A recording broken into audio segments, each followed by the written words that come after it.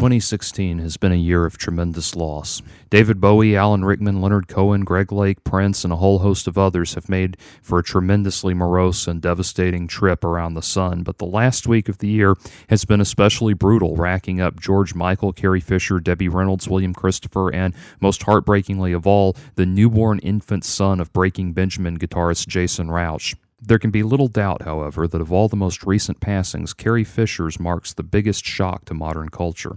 As Princess Leia, she was one of the most important and beloved characters in the Star Wars universe, and it was a role that made Fisher a household name as well as an enduring sex symbol. While I hate to make my tribute to Carrie Fisher in the context of a rebuttal to some of the worst people on the planet, it remains necessary. Fisher was one of the most iconic sex symbols in all of science fiction, owing in part to her now legendary slave Leia segment in Return of the Jedi, and as such, a legion of fans have mourned the passing of a woman who embodied their most cherished sexual fantasies. Predictably, the modern-day hipster Puritans on the left have emerged to chastise anyone and everyone who dares lament the death of someone they found sexually attractive. One of the more notable voices to be silenced in a wave of protests, and their protests not harassment because the PC police say so, has been Steve Martin, who removed a heartfelt tweet about Fisher's passing, which read, "When I was a young man, Carrie Fisher was the most beautiful creature I had ever seen. She turned out to be witty and bright as well." This provoked an outrage perhaps surpassed only by the riots that occurred at the first performance of The Rite of Spring, with even New York Magazine stepping up to condemn the post in an article titled, "Carrie Fisher Struggled Against Being a Nerd Boy Sex Object Her Whole Life." Steve Martin deleted the tweet and has not posted another. The New York Magazine article goes on to discuss how Carrie Fisher struggled with being thought of as a sex symbol her entire life, but I think the grave error here comes in not properly defining terms. The political correctness police have long rallied against the notion of women, but of course never men, being reduced to the status of sex objects, arguing that the status is degrading and dehumanizing. But a sex symbol is another matter.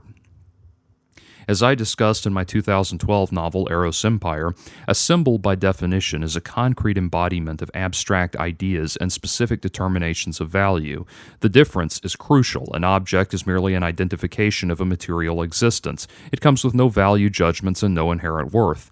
But a sex symbol is something else altogether. That is a vessel into which we pour a great wealth of meaning and importance. A sex symbol embodies the manner in which persons appreciate sexuality, the psychological meaning and deeper spiritual value that we ascribe to the most basic of acts. As we are a species whose value is predicated on a system of objective meritocracy, it is only proper that we identify those individuals whose sexual expression best embodies those values. The human appreciation of sexuality is, like all sensory indulgences, set apart from that of the animal world because of our capacity for volitional cognition. We can take our base indulgences and ascribe higher meaning to them, and it is in this manner which we can progress as a people and live our fullest, happiest lives. In pagan circles, and indeed in archetypal psychology, there is the archetype of the maiden, mother, crone, the three stages of life that all women must pass through. As maidens, they are profoundly sexual beings whose first and foremost desire is sexual indulgence. It is by fulfilling this role that they pass into the next role, which is the mother, the balance point between the first and the last stage, wherein they are chiefly concerned with creating, growing, and sustaining new life. The final stage is the crone, which is achieved when the mother has raised her offspring to provide elder wisdom. This is a beautiful concept, one built around premises of love and personal evolution over time. The literalists on the politically correct left will no doubt presume that by even suggesting this idea, I'm saying that women ought to stay home with their children or some other such nonsense. No, that is not what I'm saying at all. This is merely indicative of a symbolic journey through womanhood. It is conversely also reflective of the journey taken by men as they learn to relate to women. Steve Martin's tweet is perfectly emblematic of the way men come to appreciate women, and it echoes my own experience of Carrie Fisher. I can remember going to the Oxford bookstore in Atlanta shortly after New Year's when they were having a sale on expired calendars, and my folks were perplexed, or perhaps secretly understanding, that the preteen me wanted an out-of-date Return of the Jedi calendar. Well, really, it was obvious. I wanted the shots of Princess Leia in the slave bikini. At the time, it was one of my first forays into the understanding of women as being fundamentally important in some unique way. I didn't know about sex, and I only understood love as the virus that causes cooties, but there was something about that image that was fundamentally perfect. And as I grew, my understanding of what I appreciated about that image grew as well. It wasn't just the exposed midriff, barely covered breasts, and loincloth-clad legs and buttocks. Contrary to what Fisher herself said, beauty is a skill. Having a beautiful face and body is not in itself what's appealing. It's the life in the person which animates those features that makes them shine. Consider the lyrics to the song One from a chorus line. One singular sensation, every little step she takes. One thrilling combination, every move that she makes. One smile and suddenly nobody else will do. You know you'll never be lonely with you know who. One moment in her presence and you can forget the rest, for the girl is second best to none, son. Oh, sigh, give her your attention. Do, I really have to mention, she's the one. She walks into a room, and you know she's uncommonly rare, very unique, peripatetic, poetic, and chic. She walks into a room, and you know from her maddening poise, effortless whirl, she's a special girl. And that's the essence of beauty. Not just appealing features that suggest health and fertility, but the spirit inside that gives them life. In that way, it's correct to say that true beauty comes from within. Just as it is through sexual identity that the maiden begins her development into the larger stages of womanhood, so it is through sexual attraction that the man begins to understand the larger appeal of a beautiful woman. To deny men that right is to deny women the motivating force that allows them to reach those larger stages of development. Is it any wonder that in our current politically correct landscape we have so many young women spouting spiteful, hateful nonsense in a vain attempt to bypass the maiden stage and convince the world and themselves that the crone stage exists automatically and exclusively as the sole acceptable state of womanhood, while the other two are just embarrassing abstractions forced on women by a male-dominated society? After all, as Simone de Beauvoir pointed out, one is not born, but rather becomes a woman. I feel compelled to stop and remind the reader once again that I'm only talking about these stages as symbolic of different points of personal development in one's life, and while there is a biological element to that, I'm only suggesting this as a metaphor, not to suggest that women are nothing but sexy baby factories. I bring all of this up because much of the controversy concocted by the perpetually aggrieved has stemmed from Carrie Fisher being immortalized as Slave Leia. Slave Leia is therefore a crucial part of Leia's development. For the first two movies, she is dressed in white, the pristine virginal princess. In Empire Strikes Back, she's seduced by a dashing rogue in Han Solo, but remains dressed in white throughout. Then finally, she goes to rescue Han in Return of the Jedi, and we see her in disguise as some grotesque mercenary creature as she descends into Jabba's slave palace. George Lucas is well known for applying Joseph Campbell's monomyth concept to Luke Skywalker's character arc, but he applies it beautifully to Leia as well. As Leia descends into the underworld on her own Orpheus descent to rescue her love, she is, symbolically, in the initial stages of discovering her sexuality. The initial stages of sexual development, menses and the onset of puberty, are gross and uncomfortable, and when Leia descends into Jabba's palace, she has entered into a dark interior space that is ugly and smelly, but from this will emerge something immensely appealing, the Slave Leia segment, wherein she is transformed into a beautiful being of pure sexual energy, but she is constrained by Jabba, the ugly, grotesque creature that she first discovered when embarking on her journey towards sexual identity. It is here that she is at a crossroads. She can capitulate to Jabba and in so doing accept her sexuality as disgusting and shameful, or she can triumph over Jabba and move forward into a greater stage of womanhood. It is here that we understand why Leia's sexual personae has become so appealing. She kills Jabba and beams out at her male comrades with joy and accomplishment. She has overcome the grotesque onset of sexual identity and learned to command it as something that makes her beautiful. She has learned to bring her inner beauty in line with her exterior self, and that higher self is what we all loved and cherished for so long. In the remainder of Return of the Jedi, except for a couple of scenes where it's necessary to the plot, we see Leia on Endor in earth tones, the shades of green green and brown that indicate fertility. She is evolving from maiden to mother. The actual mother stage isn't seen, but by the time we return to the Star Wars universe for The Force Awakens, we find that Leia has emerged as General Organa and moved from mother to crone.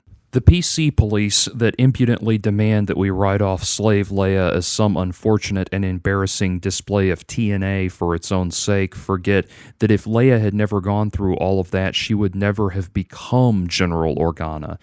If she had remained the pristine virginal princess and confined herself to royal duties, she would have never joined the rebellion in the first place, given the Death Star plans to the R2 droid and set in motion the events that would topple the Empire. Never putting herself on the journey that would bring her to the crossroads that was Slave Leia, and would have meant remaining a princess and likely married off to secure political alliances for the royal family. So no, it's not the slavery aspect that makes Slave Leia so appealing. It's the freeing of her sexuality at a crucial point of crossroads. If Star Wars had been a story where Slave Leia decides that she likes being a slave to devote herself to Jabba, which convinces Luke Skywalker and Han Solo that the only way to succeed with women is to become slave-driving monsters themselves, and they then were to embark on journeys of cruel, hateful debasement of women far and wide, then the whole series would come to a dead halt and seem a tedious, disappointing, and depressing exercise in misogyny. This is ultimately what happens to Tarl Cabot, the male lead in John Norman's Gore novels. As my regular listeners know, the world of Gore has become my go-to example of actual misogyny in science fiction. The story tells of a planet devoted to female servitude where slave girls abound, and Tarl Cabot finds fulfillment in being a monstrous bastard that rapes, beats, bullies, insults, and intimidates women who become sexually aroused and submissive in his overwhelmingly masculine presence. Supposedly, all this is done in the interest of sexual arousal for the reader, but the female characters in the books don't seem to have the kind of triumphant personal evolution enjoyed by Princess Leia. Instead, they are, by and large, empty, terrified husks of people who have all the life and spark beaten out of them and replaced by a Stockholm Syndrome-like desire to wait on men hand and foot and be at their beck and call. The political correctness police look at Star Wars and see Gore, and they could not be more wrong. My thoughts and those of Steve Martin are wonderfully embodied in this heartfelt post by Kevin Smith. Quote, "The princess stole my heart at age 7. Anybody who knows me knows that Carrie Fisher was my first love. I thrilled to the adventures of Princess Leia in the Star Wars movies, but from 77 to 84, I was in love with Carrie Fisher herself. My bedroom was filled with Carrie Fisher pictures from any movie she was ever in, including Polaroids I took off the TV when the Blues Brothers hit cable. I was jealous of Paul Simon when he was dating Carrie Fisher and wouldn't listen to his music until they split up. I paid to see Carrie Fisher and Chevy Chase in Under the Rainbow 9 times when it was in theaters, mostly because Carrie Fisher was in her underwear in one scene. In adulthood, I committed myself to Carrie Fisher without ever meeting her the way novice nuns commit themselves to Christ without ever meeting him. Decades later, I got to tell her this when Carrie Fisher and Jason Mewes were in the station wagon on the set of Jay and Silent Bob Strike Back. She was gracious about hearing for the zillionth time from the zillionth man or woman who grew up idolizing her, but wickedly added, 'I'm glad to know I helped you find your lightsaber.' And with that, she stopped being Carrie Fisher to me and just became Carrie. That's the Carrie I'll always remember, the dutiful standard bearer of childhood dreams with the wicked sense of humor and a way with words. She didn't want to get paid for her role in Jay and Silent Bob Strike Back. Instead, she asked that we buy her these antique beaver chairs. Her reason? Beaver seems appropriate currency for this movie. When she was a guest on season 1 of our Hulu show Spoilers, Carrie curled up in the throne like she belonged there, and she did. After all, she was royalty. As a boy, I dreamed of marrying Carrie Fisher. As a young filmmaker, I dreamed of casting Carrie Fisher. As an adult, I dreamed of being as sharp-witted and prepossessed as Carrie Fisher. And now that Carrie Fisher is gone, I'll dream of my friend Carrie, whose entire magnificent career I was lucky enough to witness, whose honesty made me a better person, and whose spirit, like the Force, will be with us always. Good night, sweet princess." Smith's words are a beautiful elaboration of what was said by Steve Martin and show us the full depth of feeling that such an attraction represents. These are not cold, unfeeling, brutish men who are chuckling about the death of a scullery maid that they enjoyed buggering on occasion, but to whom they are otherwise indifferent. These are men who, like myself, discovered female beauty as the window into the human being underneath. Whether the social justice Puritan hipsters want to admit it or not, heterosexual men will always hold female beauty in high exaltation. So go on. Remember Carrie Fisher for everything she was, a beautiful, bright, passionate, intelligent, sexy, loving, compassionate, fascinating woman, and to hell with anyone who would burden the pain of our grief with guilt-ridden sermonizing. Kind regards, Jordan.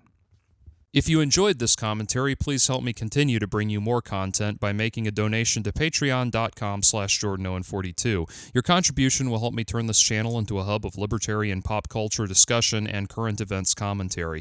Thank you for listening, and as always, please hit the subscribe button if you haven't already.